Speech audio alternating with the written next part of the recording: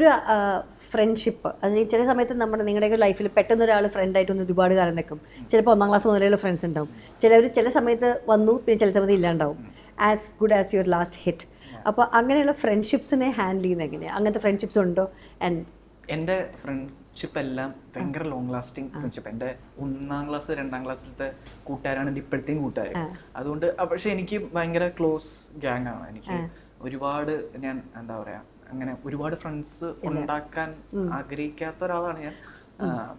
ഉള്ളത് സൂക്ഷിക്കുക എന്നുള്ളതാണ്. ഇപ്പം നാച്ചുറലി ആ പാർട്ടിലേക്ക് കയറി വരുന്നെങ്കിലുള്ളൂ കുറച്ച് കമ്പനി അടിക്കാം എന്നുള്ളൊരു മൈൻഡ് എനിക്ക് വരാറില്ല. ഇപ്പം ഞാൻ ആ ഫ്രണ്ട്സിനോട് എന്തെങ്കിലും ചോദിച്ചാൽ നിങ്ങളെ പറ്റി പറയുന്ന ഏറ്റവും ആദ്യത്തെ ഒരു ദുസ്വഭാവം എന്തായിരിക്കും? മടിയായിരിക്കും. അത് ആ ജനറേഷനും പറഞ്ഞിട്ടാണല്ലോ. എൻ്റെ മകനൊക്കെ മടി, തലമുടി മുറിക്കാൻ പറഞ്ഞാൽ മടി, താടി പിടിക്കാൻ പറഞ്ഞാൽ മടി, കുളിക്കാൻ പറഞ്ഞാൽ മടി, എന്തേലും മൂന്നിൽ കണ്ടാൽ ശരിയാണ്. അതെ, എന്നെ എല്ലാവരും എൻ്റെ അടുത്ത് ചോദിക്കുന്നതാണ് ഞാൻ ഇത്ര മടിയനായിട്ടുള്ള ഞാൻ എങ്ങനെ ആലപ്പുഴ ജിംഖാന പോലത്തെ സിനിമയും ഇതൊക്കെ ചെയ്തു എന്നുള്ളതാണ്. അത്രയും ഡെഡിക്കേറ്റഡ് ആയിട്ട്. പാഷൻ അതാണ് അത്. എനിക്ക് ആ ഒരു പാഷൻ, സിനിമ എന്ന് പറയുന്ന ഒരു സൈഡ് മാറ്റി വെച്ച് ഞാൻ ഭയങ്കര മടിയാണ്.